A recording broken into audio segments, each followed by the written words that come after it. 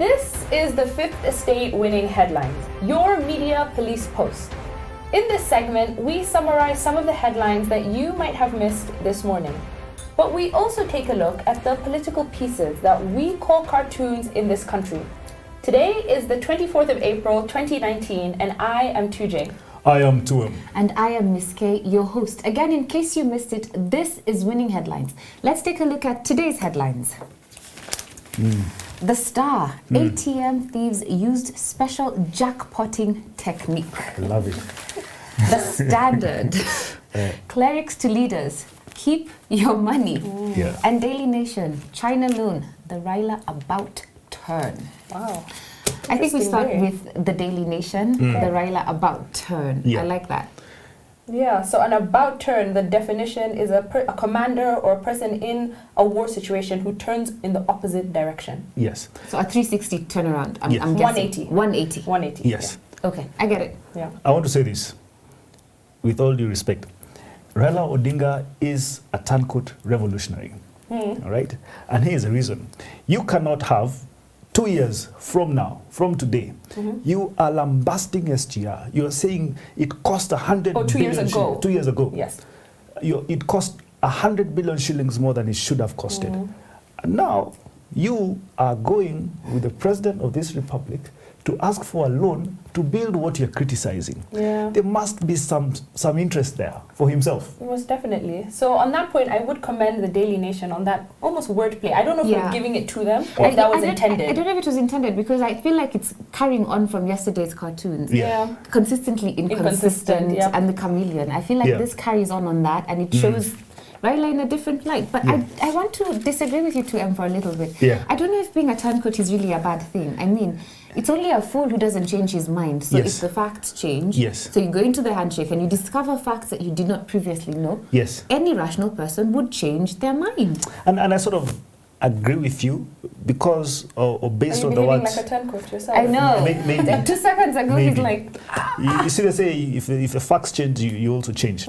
And Niccolo Machiavelli said this: a good priest must never keep his word. Prince, Is it priest or prince? Prince, Prince. Prince, a good prince. A good prince must never keep his word. More so if that word is to your detriment. Oh yes, absolutely. And I think that is what Raila is playing by. And I mean, But I think there's some context that is very important that we have to take into consideration. yes, When Raila speaks, people listen.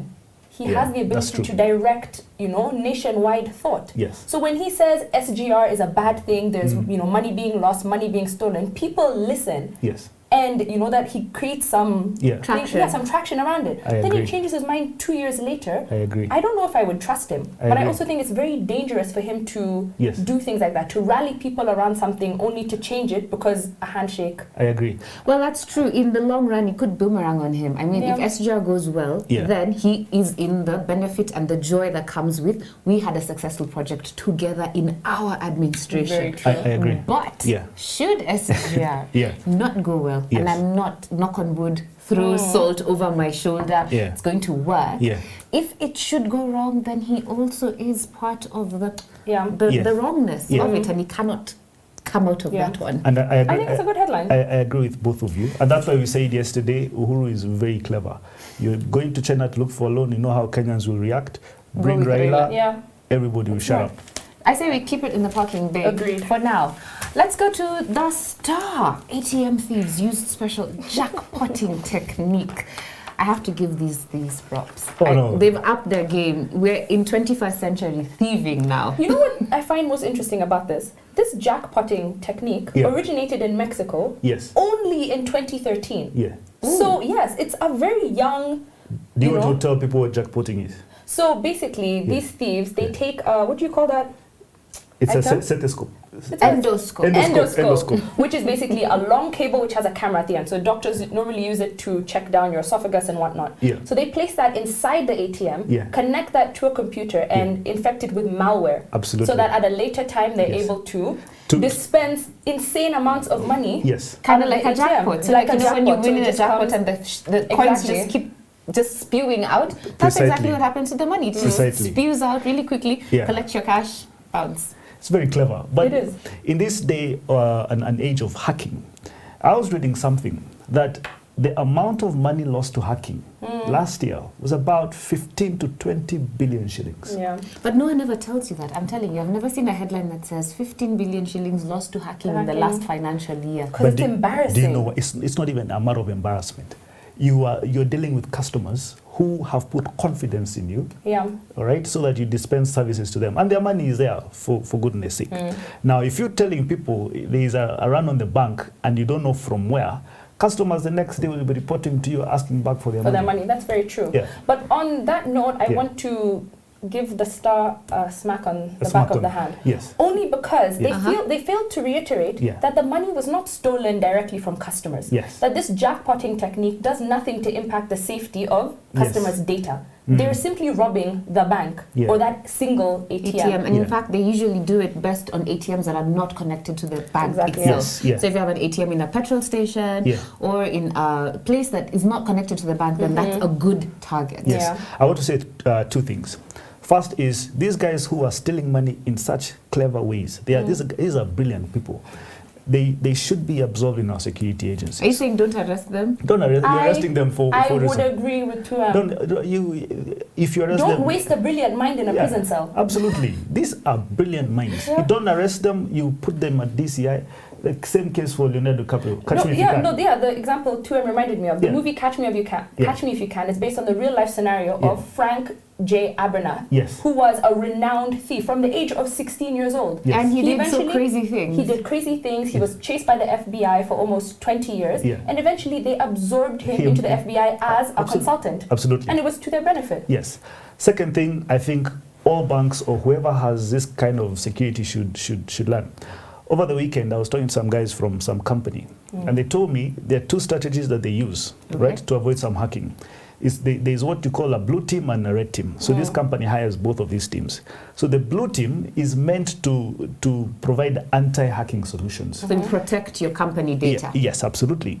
The red team, on the other hand, is paid to hack into the blue team solutions. Very smart. All right. That tells you they already expect at some time in future somebody will be able to penetrate these advanced systems, and so they try to keep themselves at the edge. Tackle it from both ends. Precisely. Yeah. Well, I think that's a good strategy for them to employ. But I do have to ask, as we toss this story, it's a good story. Agreed. We're tossing. It's a good story, but let's toss this headline. Yes, definitely. I noticed something about Barclays. Is it a targeted attack? They had 20 million fake money. Yes. They had they've had a run on their ATMs. Someone tried to ban them. I know they're having a over hard Easter. time. Can you imagine getting banned over Easter? So my suspicion is that as they transition into ABSA, which is South African owned, they've opened, a weakness. So this is someone who's designing. I think that the public or these thieves, whoever it might be, has spotted a weakness in this transition period and is taking advantage of it. Well. Last headline, The Standard. Clerics to leaders, keep your money. I don't know. I'm very hesitant about this headline. Guys, I'm like touchy. Allow me to take you to church.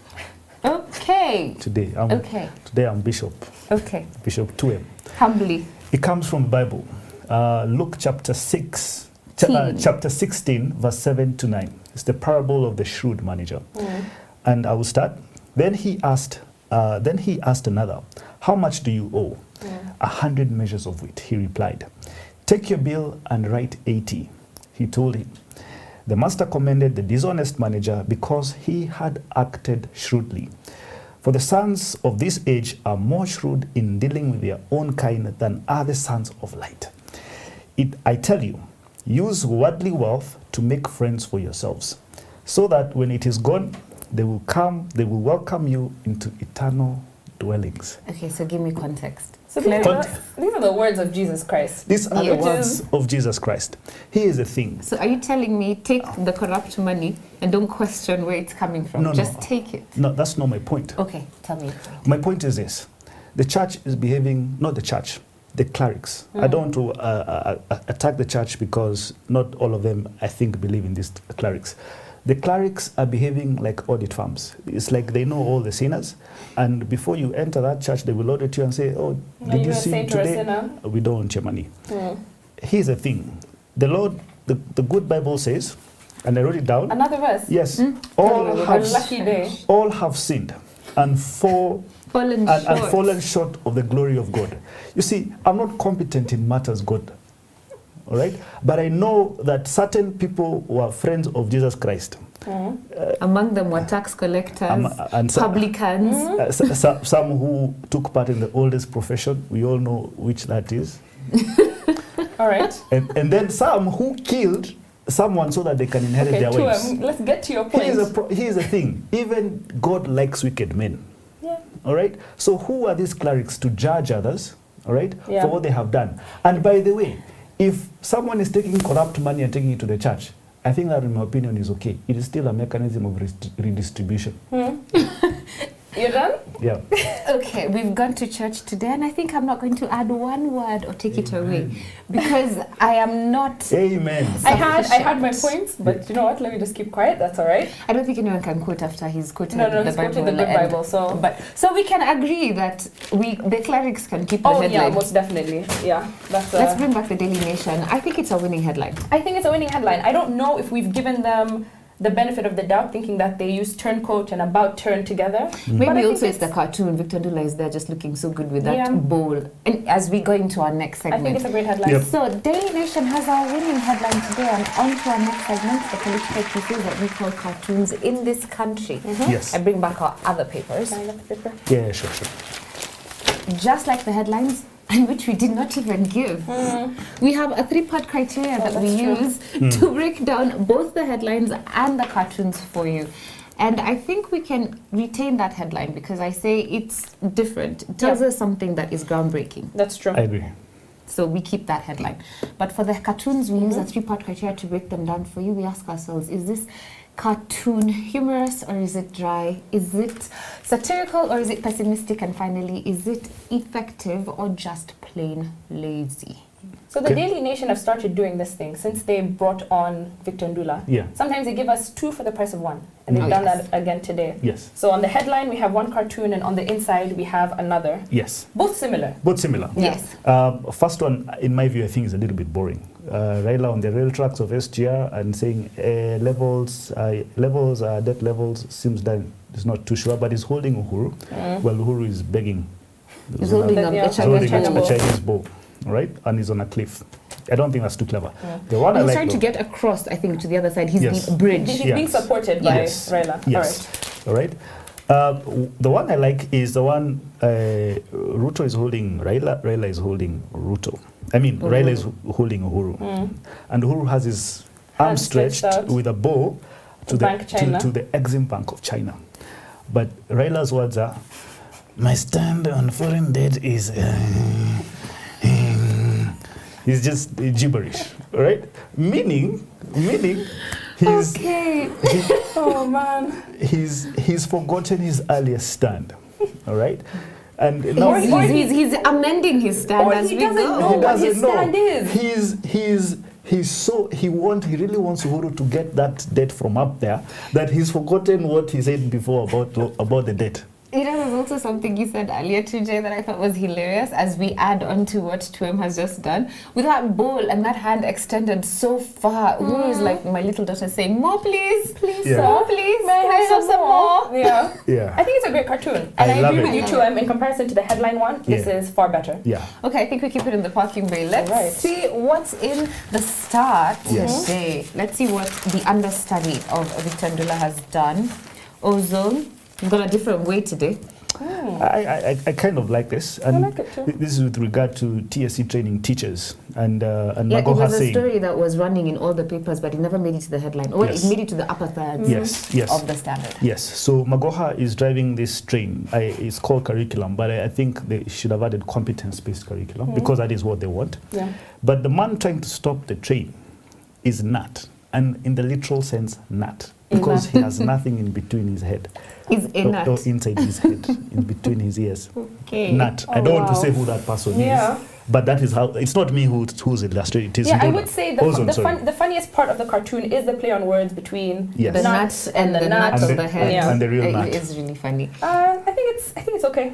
It didn't blow my mind. Yeah, it's okay. Yeah, but this But curriculum also, thing is I moving. guess it's also a play on SGR without saying SGR because of the train. That's possible. So we could add that. But you see, this is an old train. This is I'm a steam reading into engine. it. This is a meter gauge railway. SGR is a standard gauge railway. Right. This is a steam engine. 2M with the facts. So it- All right. Take us to school, my Alright. goodness. I think we tossed That's up. it. I think quite boring. Finally, the All right. standard. Gado. And Gado today went back to his international lens. What do we have, 2M? Oh, it is caricature of Abdel Fattah al-Sisi, Egyptian president, and who has just gotten new powers Yeah. to, I think, to extend his term or something of that And to nature. run again, yeah. All right, and next to him is a He's dog. depicted as a pharaoh. Yes, as a An pharaoh. Egyptian pharaoh, of course. Yeah. Yeah, Well. and next to him are the symbols of power. First is a dog that has been muffled, and that dog is labeled military. military. So he's taken charge of military. Please and note the position of said dog's tongue. it's wagging it. It's Then you like, have the judiciary, relax. which is a bird, a caged bird. A parrot. Oh, it's a parrot. It's a parrot. So, It's a parrot, so that yeah. it can repeat Oh, it can whatever repeat he said. what he said. Yeah. Okay. Yeah. I like that. And then parliament, you know the bell that you call your slaves? I think it's a rubber think Okay, it's I a don't know rubber whether stamp. it's a rubber No, it's stamp actually or a rubber a stamp. rubber It's a stamp. rubber stamp. It's Yeah. actually a rubber stamp. That isn't it? is in his control. Yes. I think there's a great cartoon, layered. Great cartoon. Very, very layered, and I think you'd have to understand the context of the story. Yes. For you to understand this cartoon, you have Absolutely. to understand that the I Egyptians, would differ. Why Because would- I think that the symbols are so obvious. You could put our very own or another president in that exact same seat, and those symbols would still remain the same. I think they'd have to change because in this instance, they actually make sense because Al-Sisi Yeah. controls the military. Yes. He was right at their forefront when Yeah. he did the coup against the previous leader. Yeah. So they're in his pocket. In fact, he's muffled them and he's the owner in charge of them. That's why they're a dog, an obedient dog. Yes. The parliament is a rubber stamp because they're the ones who passed the law just the week before. Yes. And the judiciary is a parrot because it just says what he Yes. says. Yes. So I think No, I it's just a- mean the symbols yeah, are but the clear. symbols are clear. The Yes. symbols are clear. All right, let's Yes. look. It's a between these two. consolidation of power. I still go with this guy, although Gado is still very complex and stuff. I imagine today I actually really liked By Gado's the way, I really like Gado as well. I like Gado as well. But I today, think, you know what, 2M? This cartoon was funny because of how you read that caption. Yeah. Apart from that, and you weren't in my head. yeah. So, I think that Gado's cartoon today I agree. We are Afrocentric as well. let's do it. Okay, so today our winning cartoon is from Gado. The standard. Yeah. Do we have a final thought? Always. I Right? really don't know why I asked this question in this way. Tomorrow I'm going to ask you. Tell us our final thought. And now, our final thought. All right? It's a book, it's inspired by a book called Skin in the Game by Nassim Taleb. And Nassim Taleb is known as a professor of uncertainty. He's written 2 books, one of which you may know. The first is called Black Swan, right? The second is called Fooled by Randomness. Tujay, do you want to take us through? Yeah, so just briefly, the thesis of the book discusses that to have skin in the game Yeah. is to have a stake in an outcome. Yeah. And so essentially, he gives the example of doctors, for example. They have a skin in the game in our health. Yes. It is in their interest sometimes to keep us unwell in order for us to keep coming back, to keep giving them money. Yeah. But they also don't keep you too unwell because they also have a reputation. They keep you to at keep. just So the it's right balance. amount. And that's Oh, why yeah. it's good skin in the game. So there's one quote he gives in the book, and he says, "Avoid taking advice from someone who gives advice for a living, unless there is a penalty for their Yeah. advice." Yes. Also, in the canon context, another person who keeps you hoping, never satisfied, is your mechanic. Oh yes. Can't count how many times I've been there. Yeah. Never, You hand your ever. car in with one problem, Yeah. and you Comes get it back back out. with like 3 more. So. But you can't blame the guy. He needs to come back next week. He has children to feed and Yeah. school fees to pay. So the point of this quote is you avoid taking advice from somebody who gives advice for a living Yeah. because unless there's a consequence for the things that they say, Yeah. they can just say whatever they want. They just blurt it out. Yeah. So they give financial advisors, as an example. Yeah. They say that unless they have skin in the game, they have a stake in that decision they're going to make you pursue, Yeah. you should not follow their advice. I like that advice because the next time I'm going to go to the NSC to try and buy shares, I'm going to ask that person advising me Have to you buy bought? those shares. Show me your portfolio. Tell Exactly. me how much of your own money is at risk. Exactly. Do you think RAILA has skin in the game taking UHURU to China? I don't know, we just have to ask our question. Which of our politicians has skin in the game? And you will know because that person will make risky decisions. I think the dynasties over and above have skin in the game. But the hustlers also have skin in the game. It's do or die. No, but I think dynasties more specifically because they have a stake in ensuring that the dynasties live in perpetuity. They have skin in their own game. As an institution of dynasties. Hustlers, there's no skin in the game because one hustler does not keep going on forever. Dynasties is a family. A hustler has skin in his own game. So I want to survive and perpetuate my own existence. Would you trust a person who's working only for themselves though? Well, it depends on how I'm viewing how they're working for. If I can see that it's a life or death situation and they're working for their own benefit, I have to understand that. If I was in the same position and it was do or die and I was put to a wall. Yeah. Guys, I want to go into sensitive areas now. Today, I'm telling you, I'm jittery. I was watching a rapper, some of a guy you'd probably know. His name is Streak Daddy, and the man has this disease called lupus, or whatever you call it. And he says that when he went to the doctor, he was given certain medicine that had side effects on him. And it was about 2 weeks from him getting liver or kidney disease, or both. And he went in and said, you know what, I'll stop taking these drugs because I've spent I don't know how much money on this doctor, and I'll start smoking a bit of bangi. Look, I am not advocating for bangi or anything, and now he's much better. Okay. But because he was diagnosed with a disease, right? After seeing a doctor. Yeah, after seeing a doctor, and he was prescribed with certain drugs that he was told this will make you better. It would have been much worse if he continued taking those drugs. 2M, as much as that is a moving story, I do not think it has much relevance to having skin in the game. It does. You know why? Because this doctor had skin in the game. He wanted to profit off a sick man by making him much more sick. The doctor had skin in the game. Okay. I beg to disagree very violently, but that's fine. I beg to not comment. But I will say this. If you have no skin in the game, why are you playing the game at all? Exactly. And that is probably one of his concluding points. If you do not have skin in the game, you should not even be in the game. Absolutely. Daily Nation gave us our winning headline. The Standard gave us our winning cartoon. This is Winning Headlines.